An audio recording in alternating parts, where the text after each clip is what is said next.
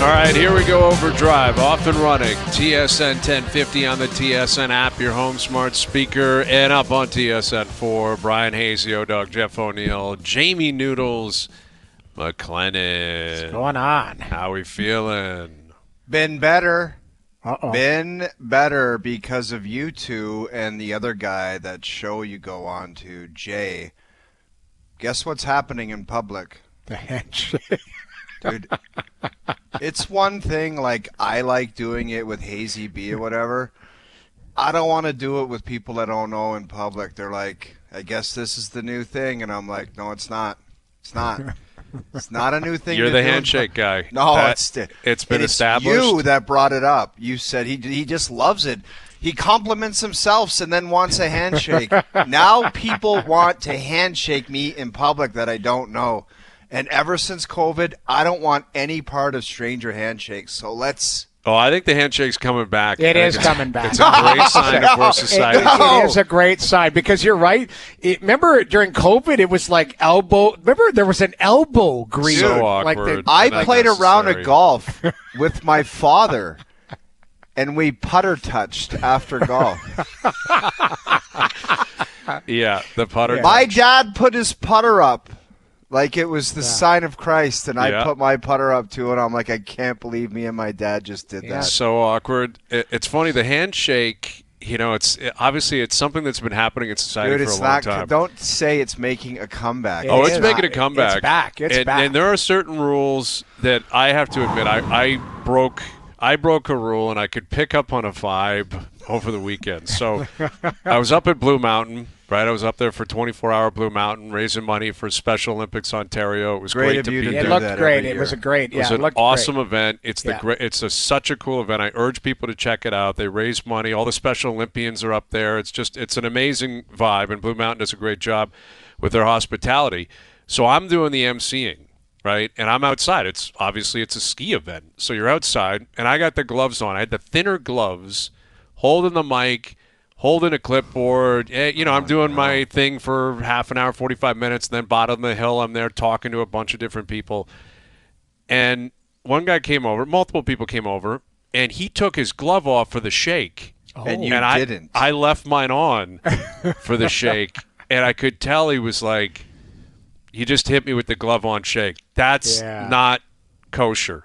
Like, you don't do that. I took my glove off. You're supposed to take your glove off. Yep. And I hit him with the glove on shake, and I could realize he looked down on me immediately.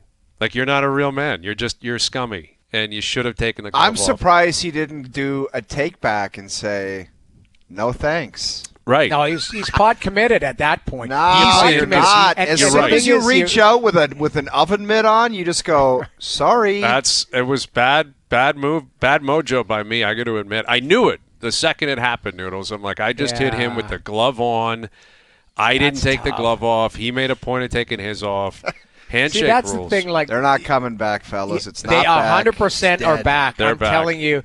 We're in the rinks all the time. Oh, you were there at Four Nations. Everyone's a handshake. The people that are committed, that are still germaphobes and, got into a rule, and right, whatever they want to do, whatever you want to do, that's up to you. I'm not judging. My point being, there are people that still have the COVID thinking, and you just have to adjust, because there's one guy, I won't say his name, but I see him quite a bit at the rink, and it's a fist bump. You put the hand out, he puts the fist out. It's like, okay, that's what we're doing. All so right. you just have to, whoever wants to do it, go ahead. Yeah, but I'm all in on the handshake. I'm back with the handshake. O's the driving force. He's a maverick. Hazy, you of all people know bedside manner. Do you not think that when you're approaching someone or about to be in a situation, you could send off a come on. The best part, you see, like, it's the technique. Yeah. Oh, your arm is straight. Like, it's right. like it's shot out of a cannon. You bring it out of a holster. It's a straight shot handshake. So, it went right like at Jay. You just offered him a duel or something. Yeah. Like you're going to walk 20 paces and shoot. And you've agreed to terms on this. Just shot out of a cannon, straight handshake. I loved it, though. But you think in a setting you could send out a vibe that a shake's not going to happen? Might be hands in pockets. It might just be kind of a turn to the side. You can send it out. It's not happening. God forbid a random stranger. You just don't. What I just did to Jay, a guy I've known for 20 years, you don't straight arm it out in a grocery store to say, "Oh, dog, what's that?" No way. That can be awkward. That can be awkward because sometimes people don't see it, they don't pick up on it, or it's like you're right. It's a social thing. Your hands are full. Then how do you really approach it? It's a dicey situation. So people that you haven't seen in a while, now it's they do this. So if you're looking at me, that's the hand in front, and then you pull. Hug. It's the Goodell bro hug. Yep. So you grab and then you pull in. The hook and pull. In the hook and pull and a hug. I did that. We were away on Saturday night. I must have done 20 of those. Ran into people. It's the bro hug, pull in, or just a straight hug. Haven't seen somebody in a while. Yeah. But you have to. It gets awkward if they're not committed to it. If they're just like, hey, it's nice to meet you, keep your distance, here's a handshake or here's a fist pump. It's like if a couple guys you don't know see some bro hugs, they think they have to bro hug, and they're not. It's not welcome. Yeah. No. You know what can really throw, and this we'll get into real stuff here momentarily, what can really throw everything off is if you get women involved and someone starts with the double cheek kiss. Hello. And you're like, are we all doing a double cheek kiss? Like, why did you go there to start this process? Why are you doing that? I think a simple hug would be fine, but you threw out the cheek kiss. And what about hey, nice to see you? That's all you need. Exactly. That's it. Just a the point, double like cheek a point kiss. at them. How are Very you? aggressive. Nice to see you. How are the double cheek kiss is more? I feel like it's a European thing. Very European. Old school. Old school. Sign of respect. So if a French guy walks up to you, or Italian or something like that, apparently that's the way they do it in their country. Apparently, I can understand it. But if somebody who lives in Woodbridge or somebody who lives in we're living by Etobicoke, and it's like the here, double guys. cheek kiss, you're like, all right, I guess you do that. I have no problem with it as long as there's a line. Though. I think you'd have a problem with it. Let's be clear here, Noodles. You, of all people, I think would have a serious problems. It just okay. So if I go into Grazie, our buddy from Grazie, and he starts trying to kiss me on the cheek, I think there's a line that he would cross. But the point being, I don't think he would do it. Like unless he felt like that was part of how we've established we greet each other. Right. But I not just strangers, like just nice to meet you. You'd like to believe the strangers would maybe know better, but you never know. You never know. It's a crazy and wild and wacky society out there. We got Jordan Binnington later in the hour. Jordan Binnington will join us later in the hour, and I have a severe hangover. I will admit that because watching the Four Nations and then going into the NHL resuming, it just was such a drop-off. It is a drop-off. The Leafs had a great weekend. Credit to them, right? They come out flying. They're up 4-0. What was it? 3-0, 5 minutes into the game on Saturday night. And if you weren't watching, you're like, wait a minute. Pontus Holmberg, Alex Steeves, and I think David Camp had the first 3 goals. Yeah. Certainly would not have been predictable. And then they go into Chicago last night. No, they didn't go to Chicago. They flew to Orlando, and they played the Solar Bears. Yeah. That's who they played. That Chicago team is terrible. They're bad, man. They are really awful. I'm concerned. Man. I was going to throw in the group text, like 98, man. I'm concerned there. Like Bedard? Yeah. He's got nothing down there, man. No help. Hayes, what did I tell you a year ago what they Nothing. need to spend their money on? Because it doesn't seem like they've drafted a Robin to Batman where it's like he's got 2 or 3 guys like any other rebuild. It's not just one. You're talking about Matthews, Marner, Nylander, Taves, Kane, Keith, Seabrook, Malkin, Crosby, Letang. What is it? It's Bedard. What the hell else have they been drafting? Who are they drafting? Well, that operation down there, I'm sorry, that is a complete mess, and you can tell it's a mess. They need a coach, and they need something better there. It's just a complete mess. Yeah, I mean, there's some work. Obviously, it's understated. There's work to be done there. They do need they need to come in last and get a top pick again and add a Robin. There is a couple, nice players. They have there guys in the minors. That Nazar juniors kid is going to be fine. Like they've got a few coming, but it is right now. The pain is here for them, and I look at it and the progression. I'm just in a vacuum judging Bedard. Like you guys had on the panel yesterday, going, is Bedard like? he's light years away from playing in that hockey. I'm sorry. Oh, God, yeah. He's like, I'm just right now. And that doesn't mean that he won't get there. That doesn't mean that he won't be an elite player in this league and be a superstar. Just right now, judging him of what you see right now and what you saw a week and a half ago, that Canada-USA game, yes, he can pick his pace up. Yes, he can play in certain situations. But there's a giant step for him to still get to, and he's not there yet, in my opinion. No, that's very clear. And listen, the team is not helping him get there as either, clearly, as we know. Yep. They've got probably the worst roster in the league, maybe San Jose. It's one of those two teams. There just is no help there. Now he's on his second coach in a year and a half. So Bedard is not getting any help, but he looks very young, which he is. He's 19. His numbers are still very good when you put it into a vacuum of a 19-year-old kid. Right. Like 19, for him to maybe score 25 goals and 65 points in your second year. That's when you're good pumping player, the kid up to be the next golden boy. 100%. It's not exactly on par with what we were all predicting. That's not exactly it. And we had this conversation a few weeks ago, and we talked about it, and I referenced the generational talents of the last, 40 years. And that's, the Gretzkys and the Lemieux and the McDavids, the Crosbys. He's not on the same trajectory. And quite frankly, it's not even close. And that's fine. That's fine. But that means he's got to earn it to get to a level of what we referenced a couple of weeks ago, Steven Stamkos. Can you have his career? You got to start there before you move another step up. Like, he's got to continue to prove it.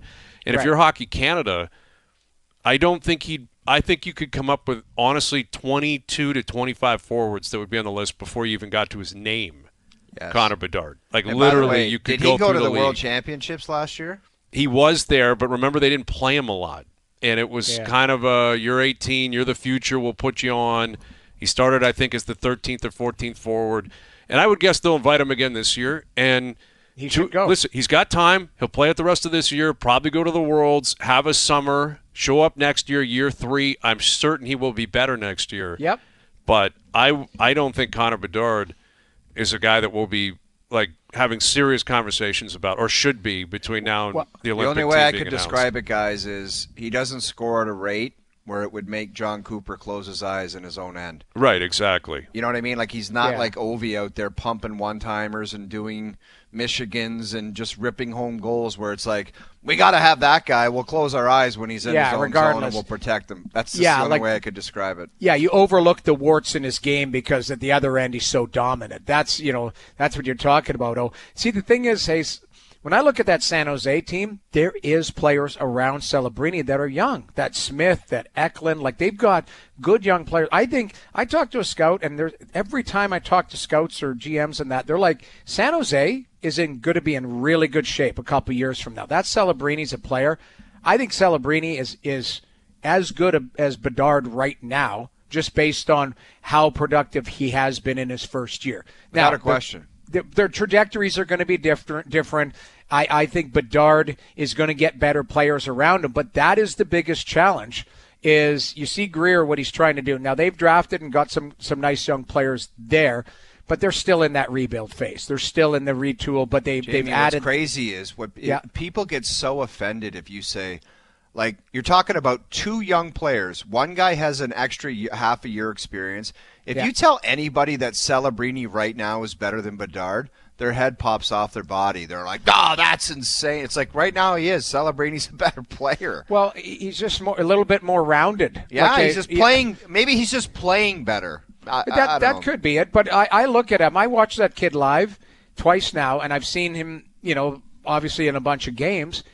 Like, he just is a little bit more rounded now. Like, a weird stat for you. If you look at his loose puck battles, which are generally reserved for the Mark Stones and John Tavares and guys like that who kind of, are strong on their stick and older, grizzled veteran, he's there. He's at the top of the league, which is crazy. Like, that's the kid's that young and he battles. That's the type of stuff that kind of separates him from where, he is versus Bedard. Bedard, for sure. But it doesn't mean that Bedard's not going to... It's not going to change the projection of who they are necessarily. Exactly. Like Bedard, we're not going to have that answer for 5, 6, 7 years. Right. You can't fast forward it, but if you're the Leafs, what became clear this weekend, and you were talking about on the panel last night, is when if you have a tandem that's healthy and confident, and you're confident in the way that they play, and we're talking Stolarz and Wall, it's the ultimate regular season cheat code.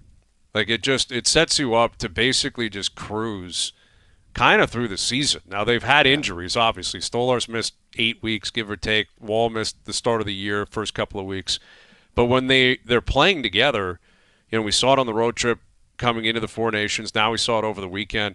Throw Stolarz in at home, he wins. Throw Wall in on the road, he wins. Who knows who plays tomorrow? Probably Stolarz. Wall probably plays Friday at the Garden. Like it's very routine, and they're very comfortable. They're playing really well. At some point, you can have an answer. Like you have to have one. Someone's got to play in the playoffs, and we'll cross that bridge when we get to it. And I'm sure that'll be likely the number one discussion, I would think. If they're both healthy and playing well, likely the number one discussion leading into the playoffs is who is your number one, who's going to play game one. Craig Berube is going to get asked about it every day. But a weekend like this, it's just a great start for the Leafs because now, they were a bit inconsistent up and down leading into the Four Nations, but they did go 3-0-1 on that Western road trip. Now they've won 2. You add that up, you're 5-0-1 your last 6. They've leapfrogged over Florida. And if you have both guys healthy and you start getting some contributions, I wouldn't hold my breath. Pontus Holmberg's not going to score at a 35-goal rate the rest of the way. But you get some secondary scoring, some offense from the point. Goalies are healthy. There's no reason you can't win this division. Like, it's just clear cut. You got to find a way to now avoid. Would be the perfect time, Hayes, to take off and do it. You have to, who knows what's up with Florida. Wow. And Kachuk's banged up. And exactly. Well, you have to because you're either getting Florida or Tampa in the first round. Yeah, now, and Tampa's red hot right now, too. That being said, I think you're still going to get a good team regardless. And the playoffs are, as we know and we should learn from past years, you can't take anybody lightly. No. But you have to give yourself home ice and the best opportunity. And I think the division is up for grabs. And it's going to be – I think it's a 3-horse race. I still think Tampa is going to be there. I think Florida is not going to go anywhere, and I don't think the Leafs are going anywhere. I think those 3 teams are going to jockey for position the rest of the season, and it's going to be who has – and they play each other too, right? I think the Leafs have to go down head-to-head, I believe, into Florida, through Florida.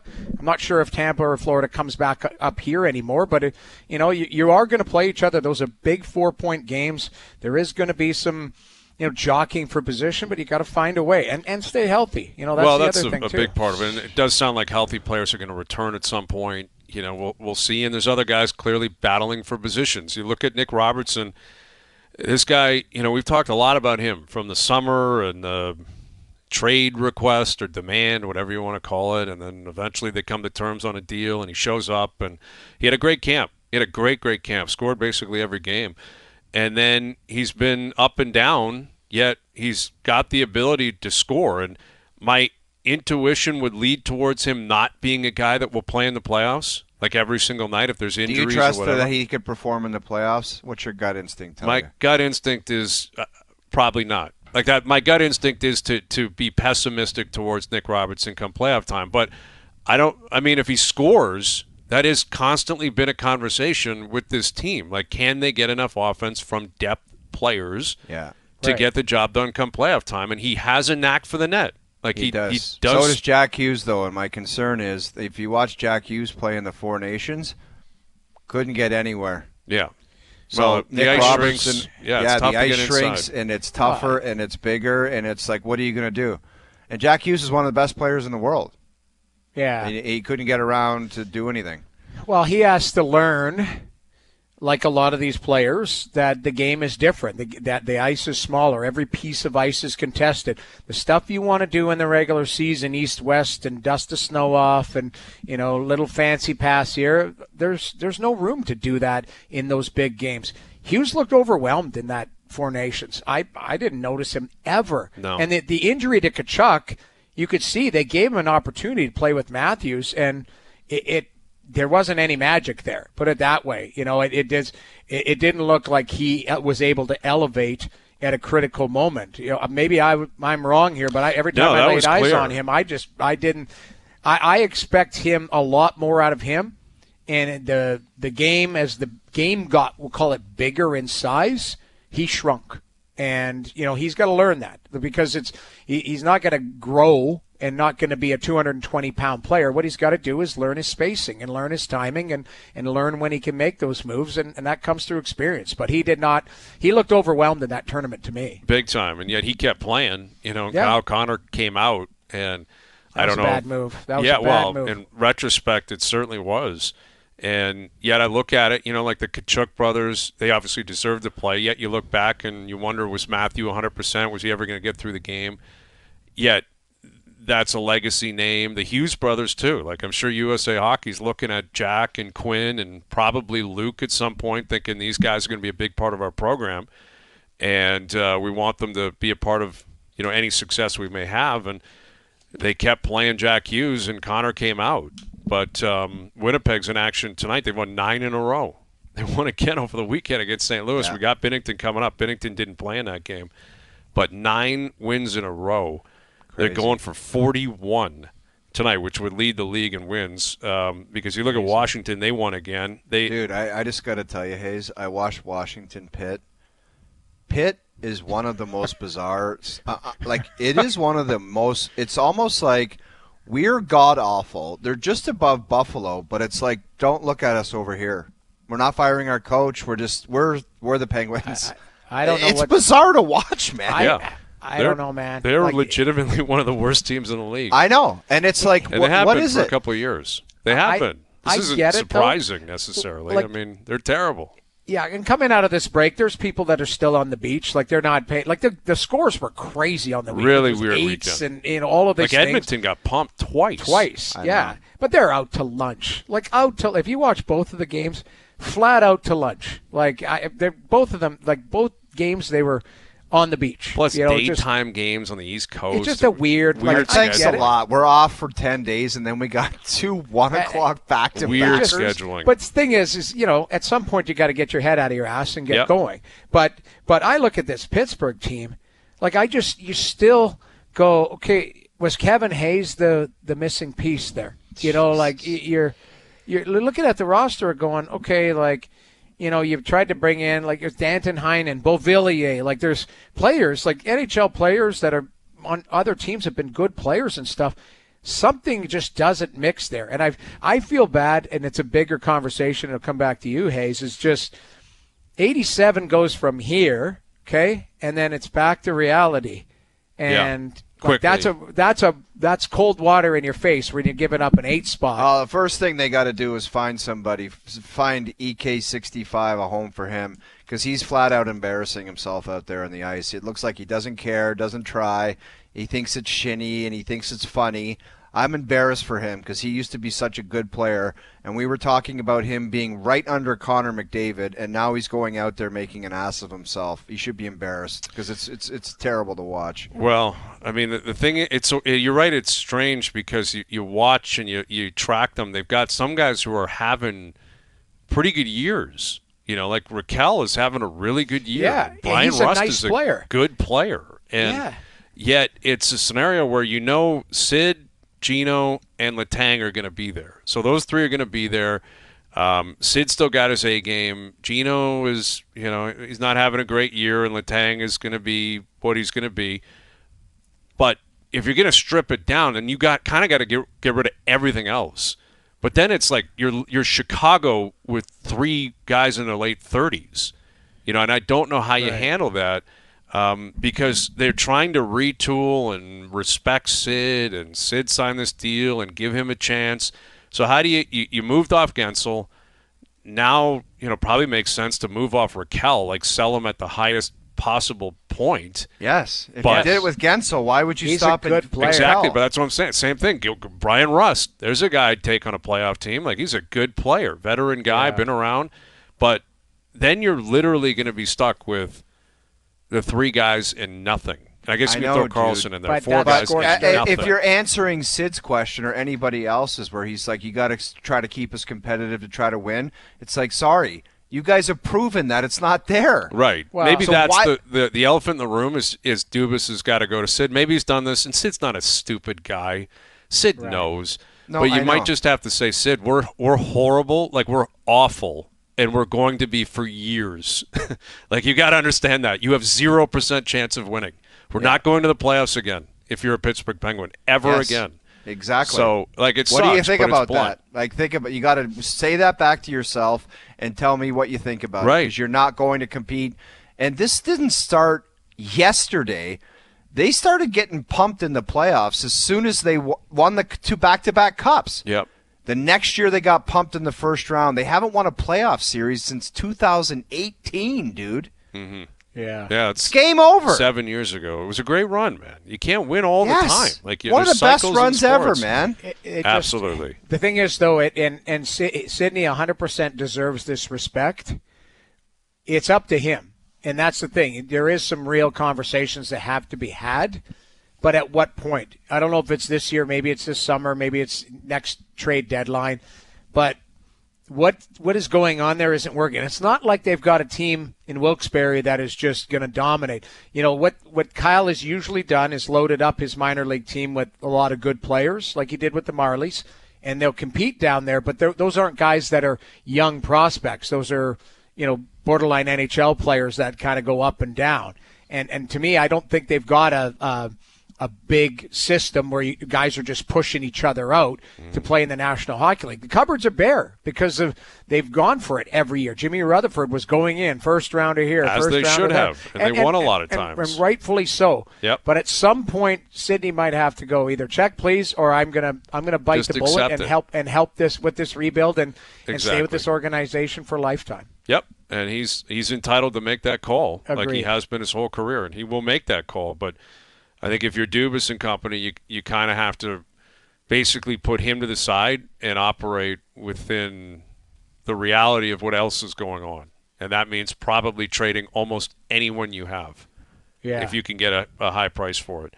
All right, Jordan Binnington is coming up. His take on the Four Nations face-off, what the whole experience was like, how it sets up for the Olympics next year, and what he saw in overtime. We'll ask him, like, all those chances, the 3 from Matthews, the one on by Tkachuk side door, like, what was the biggest, toughest, most difficult stop in overtime on Thursday night? We'll get him to answer that. And Ray Ferraro coming up today as well. Ray will join us just after 5 o'clock. Overdrive continues, TSN 1050 and on the TSN app. All right, Jordan Binnington will join us here in a few moments. Ray Ferraro coming up into the 5 p.m. hour. Leafs back in action in Boston tomorrow. Isn't that amazing? Matthews, Marner, they're going back in that building tomorrow night. And,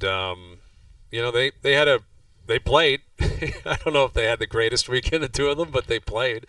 They were out there. They were out there playing. I think a lot of those guys that came back from the tournament were just kind of, I think it was just an emotional letdown. Like, Big time.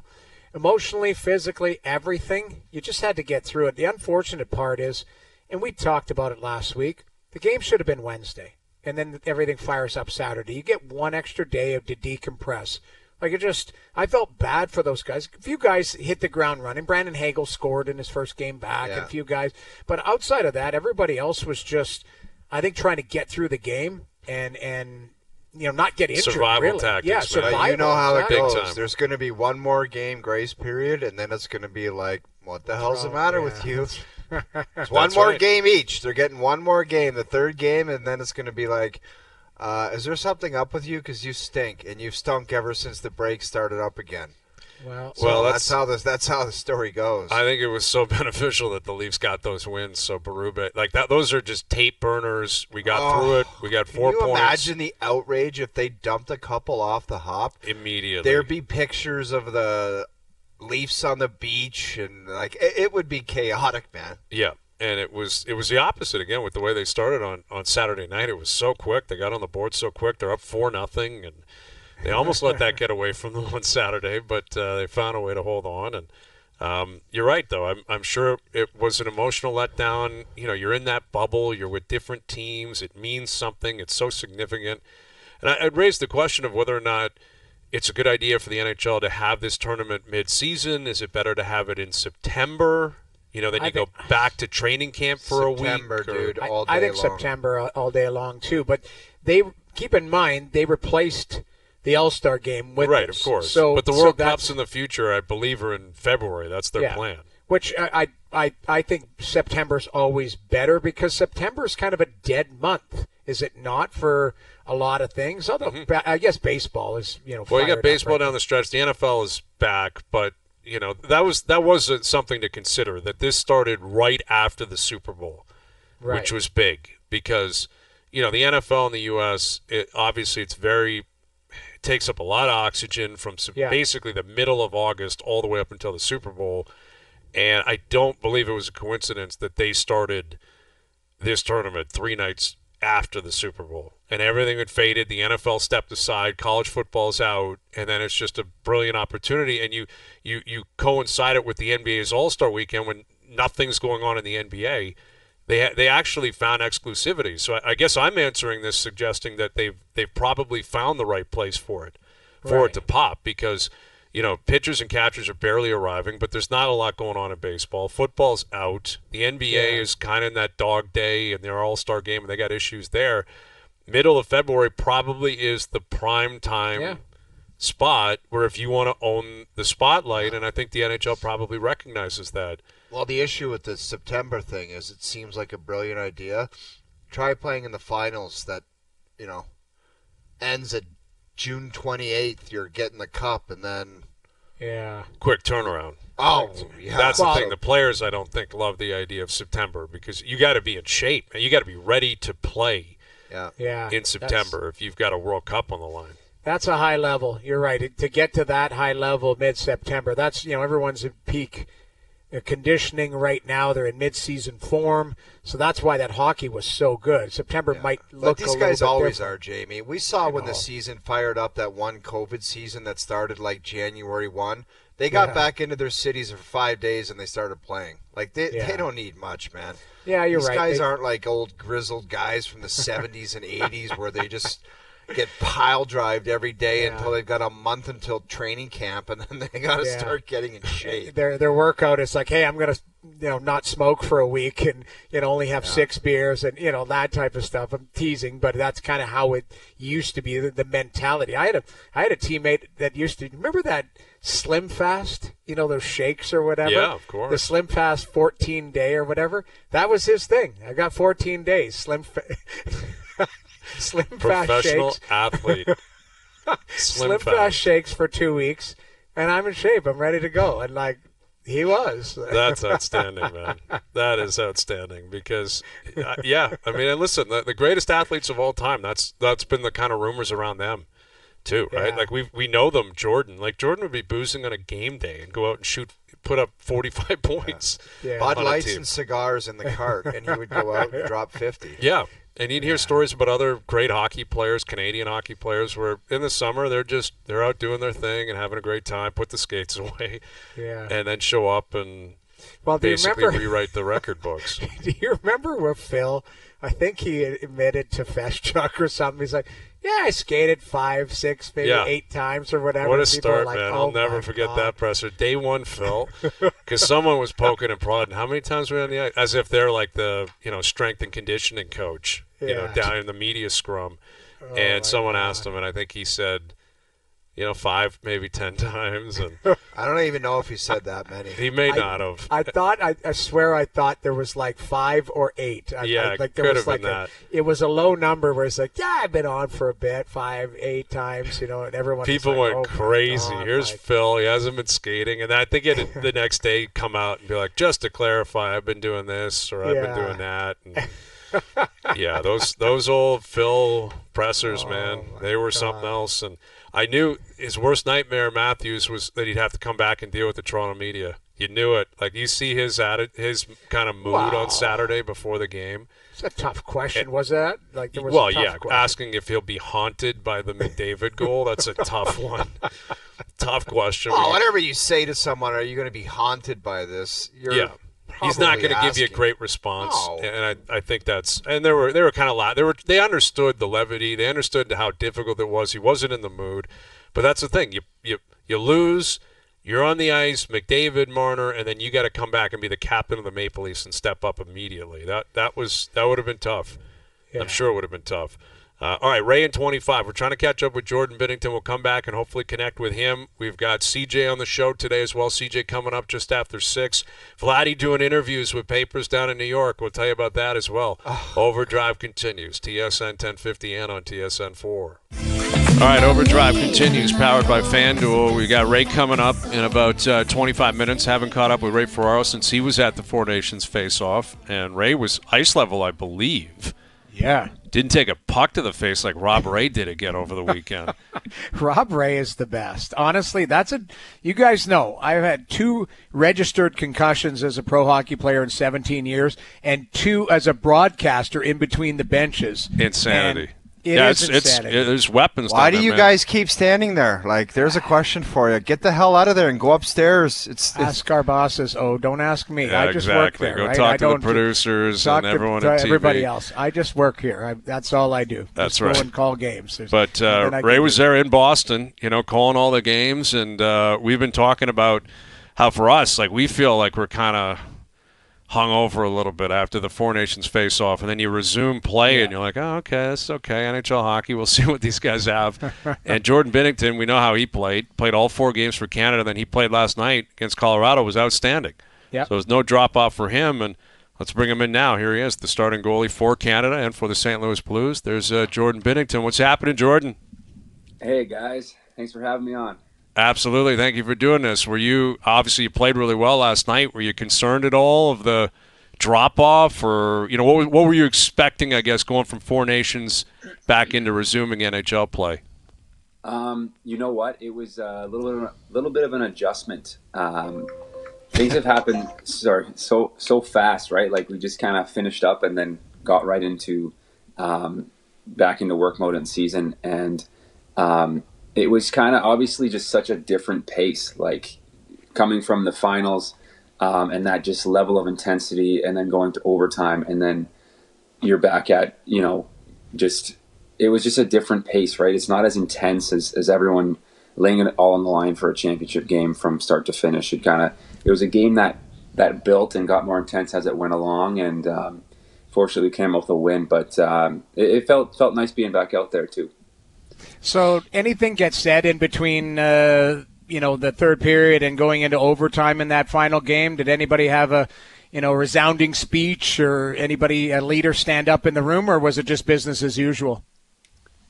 I think it was just the mindset of, like, shooters got to shoot, be selfish. Obviously it's a one shot wins it in overtime, and everyone, it was just really positive, and there was no panic. It was calm, and just guys have been in these situations before.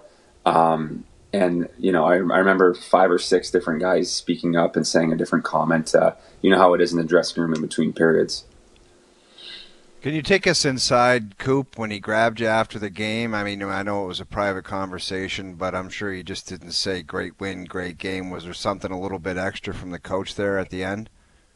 Yeah, I wish I could remember all of it, but it was just such an in the moment moment, and he was just saying, he's proud of me, and just we were just running through, what just happened, and just such an incredible thing to take in, and just it was a special connection between us at that time.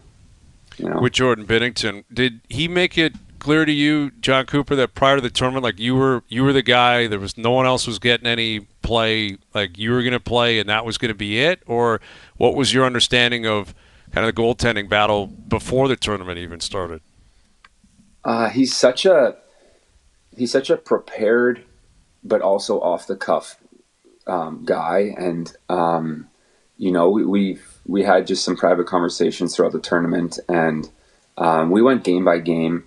And then, I was just grateful and honored to be selected as the guy in those games. And it was just, anything can happen, right? In any certain game to change whatever's going on. And so it was more of a go with the flow situation. And he did, instill belief for sure.